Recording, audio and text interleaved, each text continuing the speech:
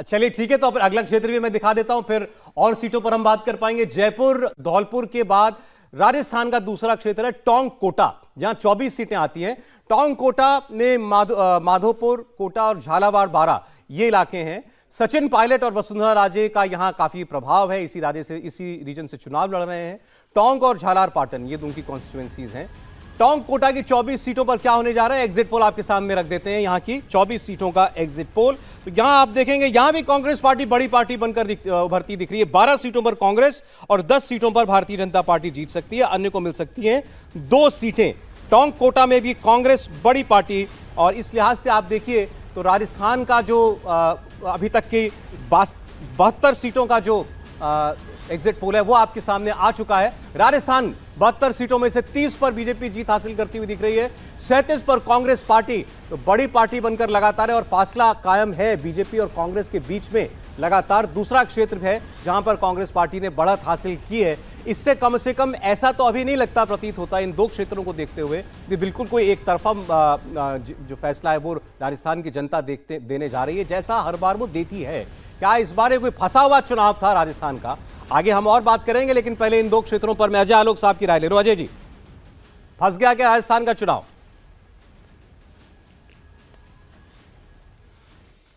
बिल्कुल नहीं फंसा है राजस्थान का चुनाव।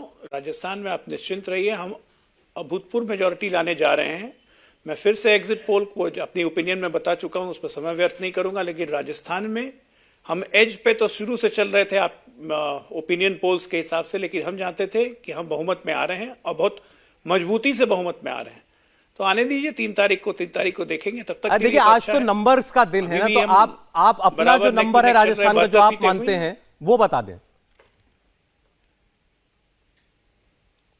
मैं मान रहा हूं 135 प्लस हम रहेंगे राजस्थान में। 135 प्लस तो बिल्कुल बहुत कंफर्टेबल मेजॉरिटी है भारतीय जनता पार्टी की, जो वो दावा कर रहे हैं। लेकिन क्या ये मेल खाता है एग्जिट पोल से, ये हम लोग अभी देखेंगे। समीर जी, 2 रीजन लगातार कांग्रेस पार्टी नंबर 1। बिल्कुल, और जयपुर धौलपुर का जो आपने पहले बार दिखाया था, मुझे लग रहा है कि उसमें भारतीय जनता पार्टी को, मुझे उम्मीद थी कि भारतीय जनता पार्टी वहाँ बहुत बेहतर प्रदर्शन करेगी। तो प्रधानमंत्री मोदी का आखिरी दिन रोड शो जयपुर में ही हुआ था, और जयपुर वैसे भी एक रूरल और बीजेपी के स्ट्रांग होल्ड के रूप में देखा जाता है। तो वहाँ अगर भारतीय जनता पार्टी कमजोर प्रदर्शन कर रही है तो बड़ा आश्चर्य की बात है। और धौलपुर में तो last time Bharatiya Janata party ने एक ही सीट जीती थी, शोभा रानी कुशवाहा एक विधायक थी, जो राज्यसभा चुनाव के समय कांग्रेस ने वोट दे दिया था और भारतीय जनता पार्टी ने उसे निकाल दिया था, वो कांग्रेस में चली गई थी। वहाँ बसपा का भी धौलपुर वाले एरिया जो है वो करौली और धौलपुर बसपा का भी एक ग्राउंड है, वहाँ से मुझे लग रहा है 2 या 3 बसपा भी वहाँ से सीट जीत सकती है। लेकिन मुझे ऐसा लग रहा था कि दोनों क्षेत्रों में भारतीय जनता पार्टी बेहतर प्रदर्शन करेगी।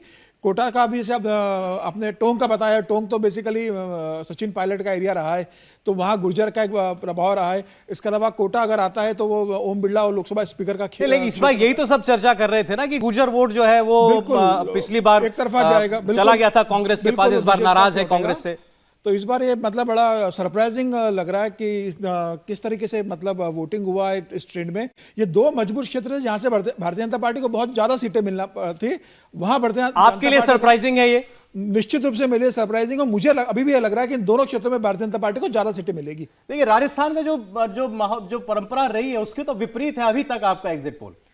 बिल्कुल विपरीत है। आप देखेंगे जैसे जैसे राजस्थान का आप देखेंगे कि आपको हर रीजन में आपको दिखेगा कि कैंडिडेट स्पेसिफिक, जिसने जैसा कैंडिडेट वहां पे दिया उस रीजन में उसको बढ़ता है, वो कैंडिडेट वहां पे निकाल। इसलिए आप देखेंगे बड़ी तादाद में, आप देखेंगे 2 रीजन में ही आपको 2, 4, 5 अन्य के दिख गए। आप जैसे जैसे देखेंगे आपको बहुत सारी इंडिपेंडेंट, बहुत सारी छोटी पार्टियों की, पिछली बार भी राजस्थान में 27 अदर्स के सीटें थी, इस बार भी आप देखेंगे अच्छी खासी बढ़त है जो छोटी पार्टियां हैं। इसमें रिवोल्ट जो हुआ था बीजेपी के, जो बगावत खड़े हुए थे, उनका कुछ असर हुआ क्या इन क्षेत्र में दोनों में? देखिए अब वो कोई बड़ा मुद्दा नहीं है। बड़ा मुद्दा ये है आज की डेट में, जो हालांकि मैं पूरी फाइनल फिगर नहीं बता रहा हूँ, अभी फाइनल चीजें कुछ उस पर डिस्कस नहीं करे, पर एक चीजें जो है कि बीजेपी ने कोई एक बड़ा मुद्दा क्रिएट नहीं कर पाया जो एक दिखे कि बीजेपी के फेवर में उस तरह का माहौल। देखिए जब बीजेपी वहां पे आते, जैसे हम सभी लोग कहते हैं बीजेपी जब भी राजस्थान में चुनाव जीतती है तो वो 150, 60, 140 के आसपास लेके आती है, लेकिन वो दिख जाता है कि आप 150 सीटें लेके आ रहे हो। इस बार आपको वो चीजें, वो मुद्दा, वो जो एक तरह का कैंपेन मेन था वो दिख नहीं रहा था। उस तरह आप देखेंगे बीजेपी जिस तरह उन्होंने स्टार्ट बहुत अच्छा किया था कि उन्होंने कैंडिडेट सिलेक्शन किया, वसुंधरा को आगे नहीं किया, लेकिन बाद में आप देखेंगे कि पुनर्मुस्को बाबा उन्होंने वसुंधरा को फिर उनके नाम से उनके जो फॉलोअर्स थे उनको टिकट दे दिया, जिसके वजह से जो एक टाइट फाइट दिख रही है अभी तक, जितने भी आपको देखे टाइट फाइट या कहीं भी कांग्रेस आगे देख रहे, वो एक बहुत बड़ी वजह है कि कैंडिडेट सिलेक्शन में बीजेपी ने बहुत बड़ी ब्लंडर की है। मैं इसके बीच में एक बात ज़रूर कहना चाहूँगा। देखिए, तीन चीज़ें जो दिखाई देती हैं। एक तो राजस्थान में वोटिंग परसेंटेज बढ़ा। दूसरी चीज़ ये दिखाई देती है, अगर आप वैसे भी देखें, अगर वोटिंग परसेंटेज का डिवाइड भी करें तो लगभग 60 सीटें कांग्रेस की ऐसी है जहाँ पे वोटिंग परसेंटेज बढ़ा है जी, और 41 सीटें बीजेपी की ऐसी हैं जिसमें वोटिंग परसेंटेज बढ़ा है। तो उस हिसाब से भी हम देखें तो जो है ये माना जाता है कि जब वोटिंग परसेंटेज, मैं खैर इसमें बहुत विश्वास नहीं करता, लेकिन माना जाता है कि जब वोटिंग परसेंटेज बढ़ता है तो जनता जो है बदलाव के लिए वोट करती है। ये लेकिन ये कई बार मिथ साबित हो चुका है। दूसरा राजस्थान में दो तीन चीजें, एक मिनट में उसके बाद आप करिएगा, उसके बाद आप एनालाइज करिएगा। मेरा ये कहना है कि देखिए, राजस्थान में हिंदुत्व का मुद्दा काफी ज्यादा था, ठीक है, उदयपुर की घटना के बाद। दूसरा, राजस्थान में महिलाओं ने बढ़ चढ़ के वोट किया। क्या वो महिलाओं का वोट जो है वो देखिए, मैं आपके सामने सबसे बड़ा जो क्षेत्र है वो रख देता हूं, मुझे लगता है इससे बहुत कुछ क्लियर हो जाएगा। मारवाड़ का जो इलाका है 56 सीटों वाला, ये तीसरा रीजन है आपके सामने। ये देखिए, ये क्षेत्र किसके पास जाता हुआ दिखाई दे रहा है, 55 सीटें मारवाड़ की। यहां पर बीजेपी 27 सीटें जीतती हुई दिखाई दे रही है, पिछली बार से 4 ज्यादा। और कांग्रेस पार्टी को यहां 3 सीटों का नुकसान, 23 सीटों पर कांग्रेस पार्टी जीत सकती है, ऐसा एग्जिट पोल दिखा रहा है। 5 सीटों पर अन्य जीत हासिल कर सकते हैं। तो ये एक ऐसा रीजन है जहां पर बीजेपी बढ़त बनाती हुई हमें साफ दिखाई दे रही है। और इसके साथ आप देखिए, 127 सीटों में राजस्थान, 57 पर भाजपा आगे और 60 कांग्रेस जीत सकती है। शेखावटी भी देख लेते हैं, एक नजर डाल लेते हैं। 24 सीटों वाला शेखावटी क्षेत्र, शेखावटी में आप पाएंगे कांग्रेस पार्टी ने बड़ी बढ़त हासिल की है। यहां पर शेखावटी क्षेत्र में 15 सीटें कांग्रेस को जाती दिख रही हैं, 8 सीटें हमारा एग्जिट पोल बता रहा है कि भारतीय जनता पार्टी जीत सकती है। तो इसके साथ अब जो फासला है 151 सीटों में, 10 सीटों का गैप, 65 पर भाजपा, 75 पर खड़ी हुई दिखाई दे रही है कांग्रेस पार्टी। और यह बड़ा सरप्राइजिंग है राजस्थान की चुनावी परंपरा को देखते हुए, इसलिए मैं आपसे कह रहा था कि यह बहुत सरप्राइजिंग जो है आंकड़ा है, नतीजा है एग्जिट पोल का।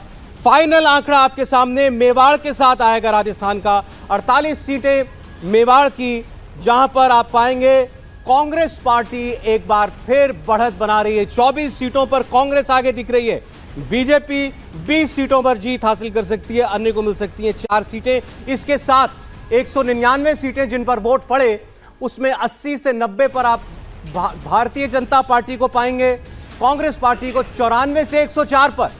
यानी अशोक गहलोत अच्छी तरह एक बार फिर से सरकार में लौट सकते हैं। कांग्रेस पार्टी वो करिश्मा कर सकती है जो राजस्थान में पिछले 2.5 दशक में नहीं हुआ।